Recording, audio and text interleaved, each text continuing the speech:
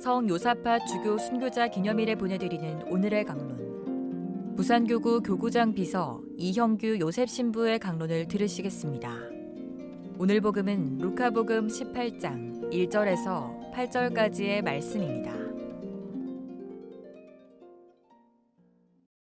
그때 예수님께서는 낙심하지 말고 끊임없이 기도해야 한다는 뜻으로 제자들에게 비유를 말씀하셨다. 어떤 고을에 하느님도 두려워하지 않고 사람도 대수롭지 않게 여기는 한 재판관이 있었다.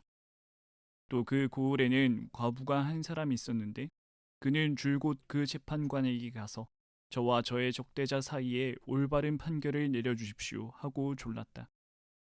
재판관은 한동안 들어주려고 하지 않다가 마침내 속으로 말하였다. 나는 하느님도 두려워하지 않고 사람도 대수롭지 않게 여기지만 저 과부가 나를 이토록 귀찮게 하니 그에게는 올바른 판결을 내려주어야겠다. 그렇게 하지 않으면 끝까지 찾아와서 나를 괴롭힐 것이다. 주님께서 다시 이르셨다. 이 불의한 재판관이 하는 말을 새겨들어라. 하느님께서 당신께 선택된 이들이 밤낮으로 부르짖는데 그들에게 올바른 판결을 내려주지 않으신 채 그들을 두고 미적거리시겠느냐. 내가 너희에게 말한다.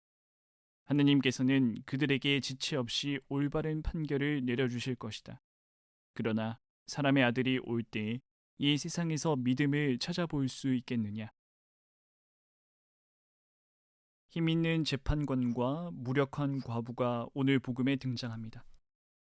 그러나 그 과부는 약한 사람으로 나타나지 않습니다. 재판관은 올바른 판결을 내려주지 않으면 귀찮을 정도로 자신을 괴롭히는 과부를 두려워하기에 그녀는 어쩌면 단단하고도 확신에 찬 인물로 보여집니다. 주님께서 이 여인을 통해 강조하고자 하시는 바는 바로 끈기입니다. 곧 끊임없는 기도가 지니는 힘에 대해서 이야기해 주십니다. 끊임없는 기도는 우리가 처해 있는 현실이나 불공평한 상황에 체념하지 않도록 이끌어줍니다. 끊임없는 기도는 그러한 상황이 어떻게 변하게 될지 주의를 기울이게 하고 그리고 우리가 살고 있는 세상이 아직 하느님의 나라를 완전히 드러내고 있지 않다는 점도 깨닫게 해줍니다. 과부의 기도는 그녀로 하여금 하느님의 정의가 아직 도래하지 않았음을 깨닫고 그래서 늘 깨어있도록 준비시켜줍니다. 끈질긴 기도는 우리의 청원이 지니는 진정성을 입증합니다.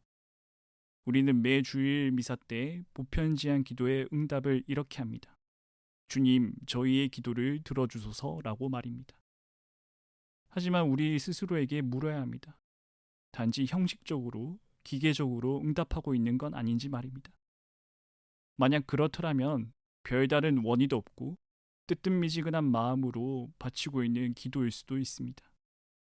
하지만 과부는 그러한 모습과는 대조적으로 주님께서 반드시 들어주시리라는 희망을 지니고 기도하고 있습니다.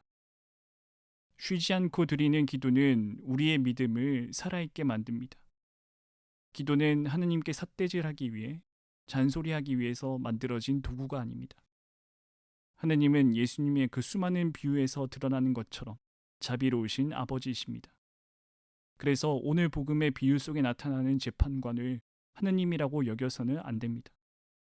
오히려 하느님과 대비되는 모습을 나타냅니다. 여기서 우리가 집중해야 될 부분은 바로 이것입니다.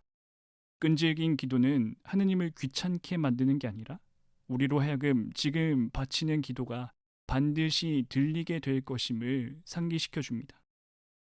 이는 우리를 확신 속에 살게 합니다. 곧 주님께서 당신의 시간 그리고 당신의 뜻에 따라 응답해 주시리라는 확신 말입니다. 과부가 집요할 수 있었던 이유는 그 결과에 대한 믿음이 있었기 때문입니다. 끊임없는 기도는 우리를 하느님과 연결시켜 줍니다. 이는 우리가 현실에 안주하거나 형식적으로 기도하거나 결과에 대해 냉소적이게 되는 것을 막아줍니다. 끊임없이 타오르는 불길처럼 이는 하느님께 대한 우리의 희망, 믿음, 확신을 나타냅니다. 그렇게 기도는 우리 신앙에 생명을 불어넣습니다.